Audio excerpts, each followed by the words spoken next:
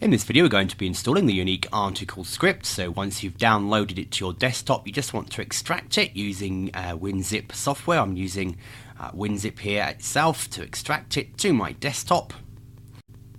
And you can see it extracts the files for me to the same folder, so we can go inside, and these are the files we're going to be working with.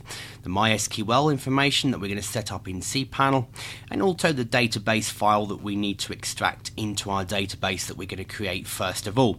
So you want to go to your cPanel account and log in. And you've got the login information from your account provider, your hosting provider.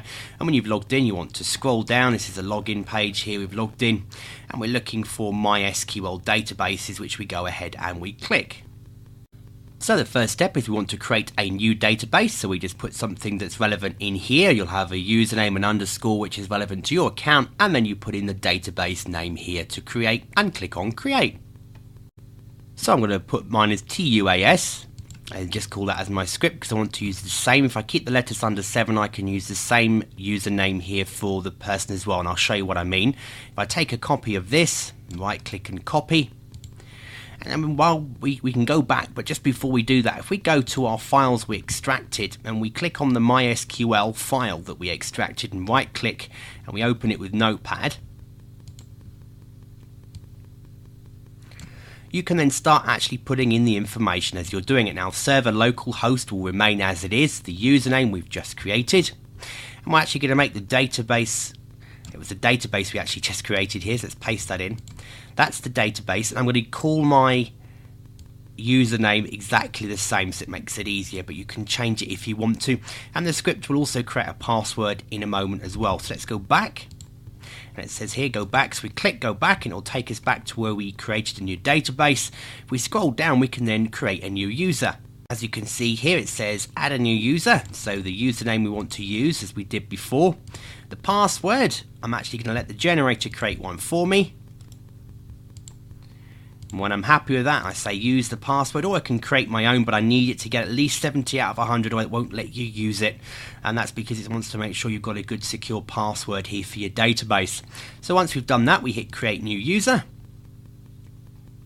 It tells you that the user's been created. We can go back. And again, we can insert that password into the Notepad file we opened a moment ago. And then we go ahead and we save. And we can close that file. Now we need to add the user to the database. At the moment we've made a database and we've made a user, but we need to connect them. So we scroll down to just where we created that new user. And you can see here it says add new user to database. You just need to find the one that you created.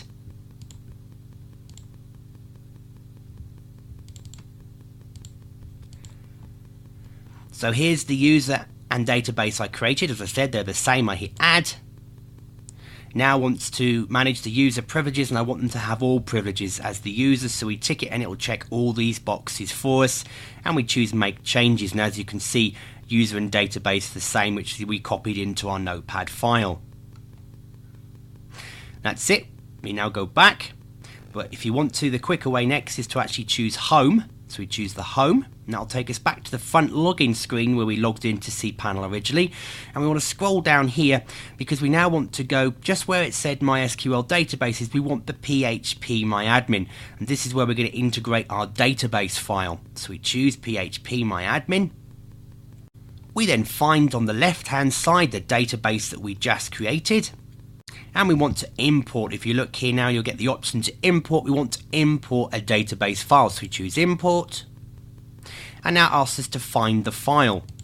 So if we scroll to the folder that we extracted on our desktop to begin with, if you remember, we go into that and we're looking for the database file. Here it is, database SQL file. So we choose this and we hit open. And we can see we've chosen our file. We go down to bottom right and hit go, and it's going to extract and set up that database for us. As you can see, it says import successfully finished, 7 queries executed. So that's our database already done and ready to go. Now we just need to go to our server. So if we find the server we want to install to, I'm just going to install to it on a regular folder I'm going to create. So as you can see here, this is my hosting account. This is where we just extracted the files. If I double click, we're going to upload all these files to our folder. So if I make a new folder, for example, and I call it my unique article script. There we go. I just put TUAS, the same. Go inside and it's now blank. I just want to upload these files to my hosting account on my server. So I left click on the top folder, in this case, scroll down, and then I left click. Before I left click, I hold down the shift key and I hit left click. It's going to highlight all of these. I then left click on any of the ones again. As you can see, it's now telling me there's 49 files and folders. If I let go, it will now begin to upload. So there you can see it will now upload this to my website, and once it's finished uploading I can just browse to the login file and we can check that we've installed it correctly.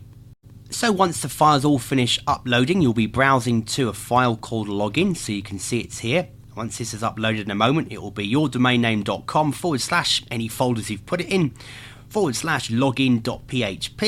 So let's go and take a look. So providing you've done your install correctly, the first time you go to this page, your username and admin password will be admin, so we can go ahead and log in. Click login. And I'd recommend before you start using this script, you actually go ahead and edit profile to begin with and change username and password for the script. And then you're ready to actually start using the script. Thanks for watching the install video.